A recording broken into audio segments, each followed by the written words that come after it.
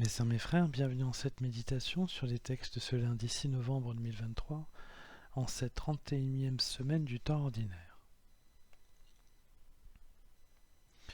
Soyons miséricordieux comme Dieu fait miséricorde. La miséricorde divine est insondable. Nulle repentance, nul sacrifice ni action particulière n'est nécessaire pour qu'il montre tout son amour. De la même manière que Dieu a fait miséricorde aux nations par le refus de croire en Jésus-Christ d'une partie d'Israël, Dieu fera miséricorde à Israël et ira dans son grand amour le sauver. Israël avait été élu pour porter universellement à tous l'amour de Dieu. Son échec de compréhension intime de la loi et de son application a conduit Dieu à aller au-delà d'Israël et à montrer son amour aux nations qui vivaient loin de Dieu dans le péché. Il en sera ainsi de même pour Israël après son refus de croire en Jésus-Christ. Dieu fera miséricorde et lui montrera toute la gratuité de son amour. Tout le peuple de Dieu sera ainsi rassemblé dans le grand amour de la vie de Dieu, et son grand amour, ce sont ces créatures qu'il aime d'un amour infini. L'extrait de ce jour de la lettre aux Romains de l'apôtre Paul était à cet égard magnifique, lorsqu'il dit « Les dons gratuits de Dieu et son appel sont sans repentance. » Dieu en effet a enfermé tous les hommes dans le refus de croire pour faire à tous miséricorde, car tout est de lui, et par lui, et pour lui. Est-ce à dire qu'il faut se débarrasser de tout repentir ? Certes non, car cela irait à l'encontre de la prédication de Jean-Baptiste annonçant le règne de Dieu, et cela s'opposerait à toute conversion humaine profonde. Mais cela signifie d'un point de vue divin que l'amour de Dieu est absolu et absolument insondable. Il n'a aucune raison et demeure premier dans l'ordre des choses.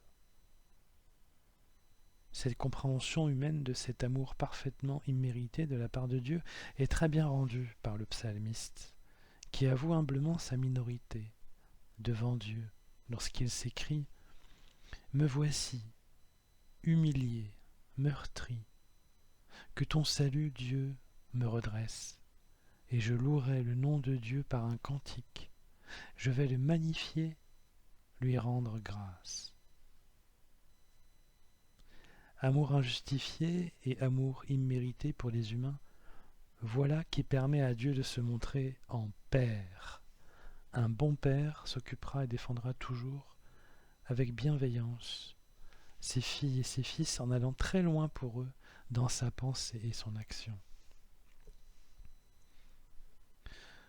Rendre Dieu perceptible comme Père a été la grande mission du ministère de Jésus-Christ.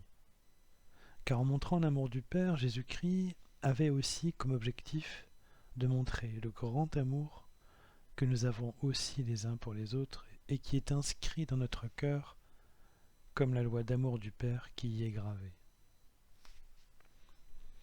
Le sentiment de vivre et de recevoir l'amour de Dieu gratuitement malgré nos défauts et nos péchés doit nous encourager et électriser notre conscience pour avoir le même rapport avec les autres que Dieu l'a avec nous. Jésus-Christ a manifesté par le don total de lui-même à la croix la concrétisation absolue de cette miséricorde et de cet amour que nous devons avoir les uns pour les autres.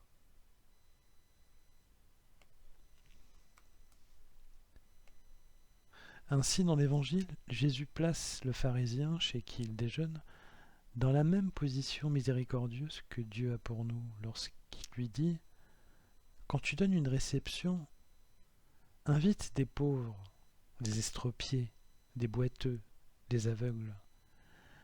Heureux seras-tu parce qu'ils n'ont rien à te donner en retour. Cela te sera rendu à la résurrection des justes. » En faisant cela, en faisant un bien immérité à celui à qui on le donne, on lui fait plus qu'un cadeau. on lui montre notre amour. Alors, naturellement, il faut veiller à ce que cela ne contribue pas à créer un déséquilibre trop grand dans la relation, mais justement, la compréhension par l'autre de notre amour pour lui va lui permettre d'entrer dans un autre type de relation que celle du donnant-donnant, en dehors de tout équilibre, déséquilibre justement, c'est-à-dire dans la relation de aimant-aimé.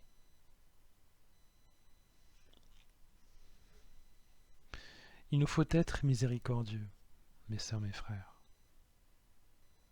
Mais cela n'est pas un mot d'ordre ou une contrainte.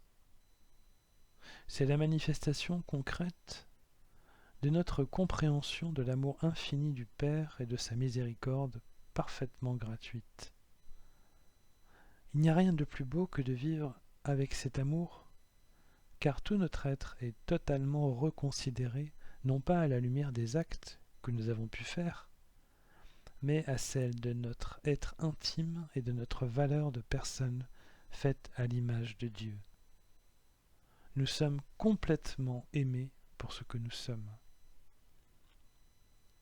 C'est cet amour qu'il faut manifester aux gens pour qu'ils comprennent par nous que Dieu leur parle et les aime de manière absolue et inconditionnelle comme un Père. Et c'est Jésus-Christ qui est cette compréhension. Ô divin Seigneur!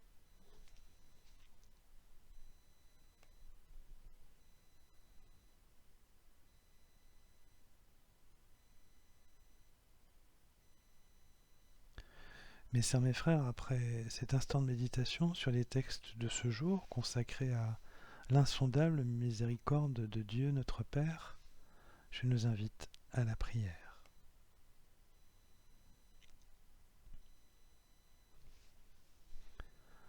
Ô mon Père, ton amour infini et ta miséricorde insondable me tiennent dans tes bras, moi qui ne mérite pas un tel amour. Qui suis-je pour que tu m'embrasses? Quel malfaiteur saisais-tu contre toi, celui qui, dans son cœur, t'a déjà tué plus d'une fois? Je te rends grâce d'être venu me chercher par l'amour de ton Fils, miroir de toi-même, qui nous a montré le chemin vers un Père aimant. Nul Dieu n'est comme toi, aimant sans cesse ses enfants. Que ton amour par ton divin Fils et ton esprit vivifiant nous inonde, pour notre joie, notre paix et celle de tous nos sœurs et frères. Amen.